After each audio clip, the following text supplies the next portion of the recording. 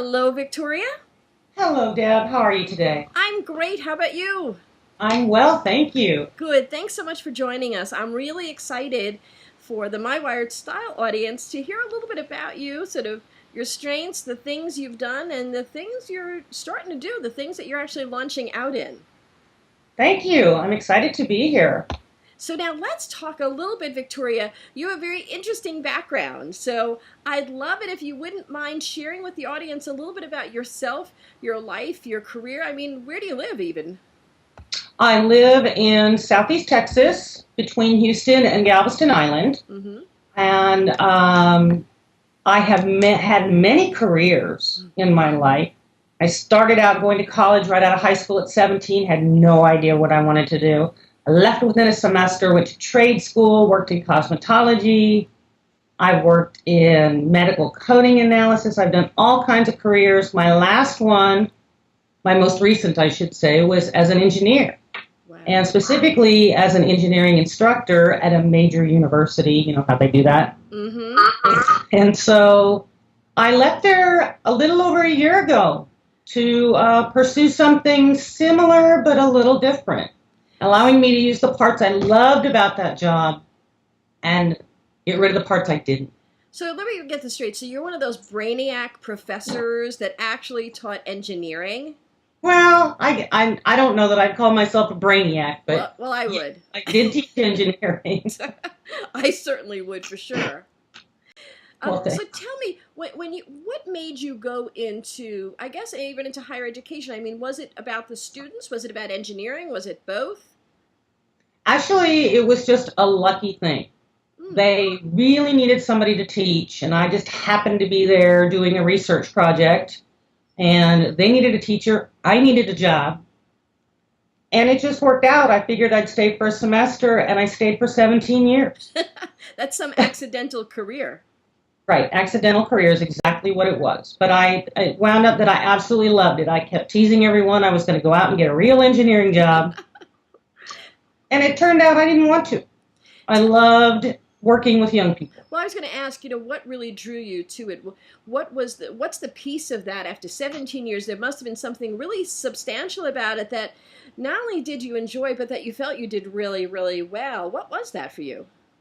It was working with the young people and helping them achieve their goals and dreams. That it wasn't the engineering. Mm-hmm. Uh, it was just helping people go in the direction they wanted to go, steering them in the right direction when they got off track, helping some people figure out that this wasn't really what they were wired to do, Yeah. and maybe should look in another path.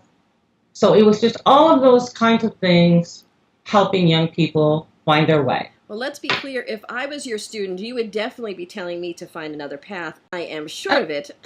I'm definitely not wired for that type of discipline precision, I guess is the words that I would use. So tell us a little bit, Victoria. I know that you and I know each other through coaching, through Free Agent Academy. And tell me a Mhm. little bit, if you would, sort of when you came into Free Agent Academy, there's a series of courses that you have to take. So you went through the calling course, and then you went through the U course, which is all about how you're wired. Would you mind sharing with the My Wired Style audience a little bit about your wired strengths, where you are on the disc profile? Sure. My highest is S, and then C, and I have a little bit of I to keep life interesting. Mm-hmm. My E is in the dungeon. I have no D. Mm-hmm. So you and I are complete opposites. I guess so. Because my D is very high, but my S is below sea level. It's subterranean, actually. Right. So that's great. So along with that wiring comes the gift of nurturing and connecting with people in very profound ways, right?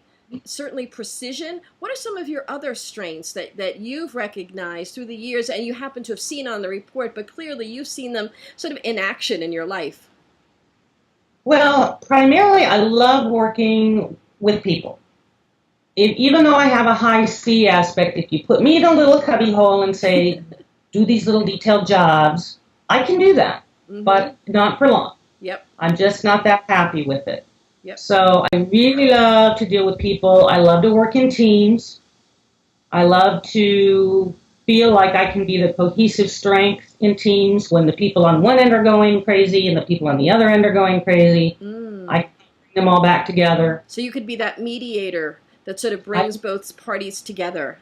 right, That's right. I like awesome. that. And then I have enough sort of the outgoing I style in me to get myself in a lot of trouble. I love it. Oh, that's great. Hey, every good eye has to have a good story. Oh yeah, the shiny objects that come along that once in a while I grab, Yeah. usually up north. Oh, that's great. Oh, I love it. So now tell me, Victoria, so here you are, you're S and C and I wired, Mm-hmm. primarily S and C for the most part, right? Right, So, and you've got this strength where you're great at mediating, you're great at creating logical order, but also great at creativity and sort of bringing sort of order to information and right. helping people to get in touch with maybe something that is very meaningful and very important to them. I hope so. That's what my plan is to do, is to be able to help young people determine their best path That's great. and what is best for them. So now tell us, if you wouldn't mind, share a little bit with your audience about what you're launching and exactly what service you're sort of bringing to the market and how it, I love the connection to your accidental career and how it is going to utilize your key strengths. Okay, well, I'm launching an academic and career coaching business, primarily targeted to the 16 to 20-year-old target market. So those young people, late high school, early college, Mm-hmm. that are just lost in a journey they're just beginning. They really don't have any idea which way to go. And of course, I've worked with this age group and this demographic for quite a few years now. So my services are to help them learn partially about their wired styles, Mm-hmm. their strengths, and to use those then to look forward and find their best path. That's great. So to try to help young people make good college decisions and career decisions, because how many folks end up going to college and taking a course of study just because it was the right schedule. They could sleep late or Right, right? or bouncing around from Mhm. major to major to major, hoping something clicks. Absolutely. And spending a lot of money and time in the interim. A lot of money and time, and the parents can get very frustrated, Mm-hmm. just as the young people can. So, trying to get rid of some of that conflict, some of the ultimatums that may occur during that time, and just helping both the young people and their parents So it's through interesting through that that. mediation skill that you spoke about just a moment ago. You are going to be that natural mediator between the young people and their parents about school. Because how much conflict happens? Oh my goodness, it's huge. It is huge, and it won't be the first time. Yeah. I've had parents in my office with their sons and daughters many times trying to hash this out, whether or not they should stay in engineering, go to a different major, leave college altogether. Yeah. So this won't be new, but it's going to be fun. That's cool. Now, here's the thing. What I love about where you are in the stage of your business today is you haven't launched yet. And No, you share a really good perspective because a lot of times when people are thinking of, changing a career, I mean, I'm sure, Victoria, people probably said to you, what are you, crazy? Why are you giving up a professorship at a very prestigious university teaching engineering to do what? Right? absolutely, and I still have that. I Yeah. still have people that look at me and say, "Why in the world did you leave?" Yep. And the answer is because it wasn't right for me. Mm-hmm. The environment was just not good for me personally. Yeah. And so it was time. It was time to go and time to find something different. I'm not getting any younger. Mm-hmm. It's time to get out there and finally do what's right for me, and that is to be able to serve people without having all the constraints Yes. that were set in place in that environment. Absolutely. Now, what's so what's also really great, Victoria, well, great for us, maybe not so great for you right now, is because you're sort of, well, now you're so almost at the tail end of the sort of the launch process, but getting to this point does not come easy, right? I mean, there is some whoa work that has to happen to make that happen. Right. There has been a lot of work. But I've had a lot of help along the way as well. I haven't had to do this on my own, Mm-hmm. which is very helpful. You've been very helpful to me, along with some of the other professors and people through FAA. Mm-hmm. My husband has been extraordinarily supportive. That is key Yes. to this. And so it is a lot of work, and it continues to be a lot of work, but that's fine. I'm working. It's just for myself. I Now, love it. You know, we're a microwave society. So many of us want to be able to press a couple of buttons, flip a few switches, sprinkle foo-foo dust, and poof, I'm in this really successful business. I'm very happy. I'm a millionaire. Well, that's not how life works. no, and it would be nice, but no, it isn't how Exactly. life works. And it's Exactly. a lot of work. And what's also so great is that the journey that you're on today, so now you're sort of on the other side of the mountain. You were on the side of the mountain where, oh my gosh, I have had this career. I've had a few other careers before this career, and I want to figure out what I want to be when I grow up, and why am I trying to figure it out now? So you've gone through that angst. You've done the work, right? You've gotten yourself to the point where now you've got a business name, you've got a product and service, you're getting ready to launch out into the marketplace. I think you're looking to launch in the fall, right? It's Yes. a fall launch. So what I think might be really encouraging, maybe if you could share a little bit with the folks that are listening in and watching our interview today, if you wouldn't mind, Victoria, I'm going to presume you've had some moments that were pretty dark and crummy where you kept second guessing yourself and thinking, maybe they're right, maybe I shouldn't do this, am I crazy, maybe I should just go back to what I was doing before. Have you had those moments? If you could share some of your experiences with that and kind of how you got yourself out of them, assuming you did. Sure. I absolutely have. I have absolutely had days when I just say, what in the world have I done? Yeah. Am I crazy? Why did I leave a perfectly good job? My future was pretty settled, as much as any future can be these days, working Yep. for someone else. And I realized that it's really worth it. It's worth all the struggle. It's worth all the pain, and there is pain. Yes. And some of it is very frightening, even. Mm-hmm. And I'm getting to the point now where I'm going to have to start breaking out of my shell, my little S-wired shell, Yeah. and doing things that are very uncomfortable for me. Yeah. So, but if I don't do that, I won't grow, I won't learn, and I really need to do that. It's very important to me that I continue to move forward, even if I fall back a few steps along the way. As long as I get up and dust myself off and move forward again, I feel pretty good about the whole process. That's great. Boy, that's such important words that you just spoke, because we have to realize that for each of us, we're going to fail. We're going to fail at some things. We're going to trip ourselves up occasionally. Things maybe won't go according to plan. Other things will surprisingly go well.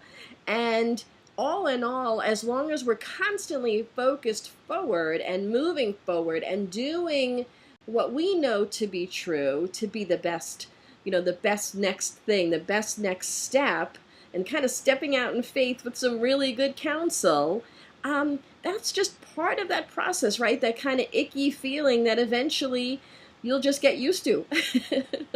Well, I hope so. I hope that by doing things enough that are uncomfortable, they become more comfortable as you work through them, and the more that you do them. So, Yeah. in my business right now, while I haven't yet launched, I'm looking at launching, and that's going to be a little scary. Yes. So, getting out there and actually, for those people that are not high S&C wired, they may not understand that it's very difficult for us to get out and introduce ourselves and get out into the public and shake hands and kiss babies and do Mm-hmm. that, all that kind of thing that needs to be done when you're starting a business. Yeah. But if I take the first step, Yep. the next one becomes easier. And even if I fall flat on my face, get up and try it again. Well, I was going to say, I was speaking to a person a couple of weeks ago, and they were talking about the same thing. Like, oh my goodness, my biggest fear was always that I'd fall flat on my face. And then they said, and I love this line, and then I realized all I needed to do was to turn my head in either direction while I'm laying there on the floor, and I'll see other people there with me. It's a great analogy. That is wonderful and very true. Yeah. And how important, Victoria, is it for you to be able to, for you, was it a drive for self-employment, or was it more of a drive for your calling and what you really feel are the things that you're most passionate about, sort of like your purpose? The latter of the two. It's Yeah. really more of a drive toward the calling, a drive toward the purpose. This is something that I've been attracted to for many, many years. Yeah. And so it's not that I feel like I really have to be self-employed. It's just that I don't see any other way to do it, and do it the way I think it needs to be done. That's great. So it's the calling and the purpose. Yeah, I suspected as much, because anyone who had spent 17 years teaching and then doing something that is a similar vein to make sure that you're shepherding young folks into the right career path earlier on, to me sounds like a calling for sure. Absolutely. Victoria, if you don't mind, when you got your Wired Style assessment report and it gave you your disc strengths and what motivated you and your ideal environment, all that good stuff that's in there, were there any surprises, by the way, in that report for you? Well, yes. The big surprise to me was how high my eye level was. Mm-hmm. I would have thought it would have been way down in the depths along with the D wiring. Yeah. But after I sat down and thought about it for a while, I realized, and you and I have had this little chat before, Yep. about the fact that every once in a while something will happen and a shiny object will walk by, and I'll just grab it tight and wake up a day later saying, what in the world happened? Like shiny object hangover. Exactly. And so I was very surprised to see that I had as much eye wiring in my profile as I did. The S&C did not surprise me. Yeah. The I did. Yeah, and you know what? I'm just thinking now about how many. Our daughter's 22. She's graduated with her undergrad, and she's going into graduate school. And I wonder how many young people today have wasted a whole lot of money in careers and courses of study that, while they might be interesting for them, really isn't anything that's going to substantially sow into their lives, and how much money, time, and angst you are ultimately going to save a whole lot of people out there, so that they can get on the right track so much sooner, so that their competency level gets raised quicker. Well, I hope so, and that's the idea, because I was one of those people. Yeah. I was one of those people that did not start with a plan and wasted time and energy and money. And so my hope is to help others avoid that. Oh, I have both firsthand knowledge and witness knowledge of that. So I really want that. That is my goal, to help others avoid that trap. Yeah, and I'm sure that you will. Go ahead. What were you going to say? No, I just said it is a trap. It's a trap that we get caught in. It's a pit that we wander around in. Yep. And, you feel despondent, you get depressed, you don't know how to get out. And so sometimes you just need someone to walk you out of the pit and set you on the right path. I love it. Now, promise me, I hope this is okay with you. I'm putting her on the spot here during a live interview, but once you launch, would you mind coming back and sharing with us after you've launched, so now you can maybe re-interview with us on the other side of your launch? Sure, I'd be happy to. Yeah, share with the audience a little bit about what you've learned, and then it'll also give folks a really great opportunity to connect with you in your new business, because I know that there's a lot of folks right now that are in the My Wired Style listening audience and watching audience that have young, people in their lives that are either already in college or will soon be headed to college.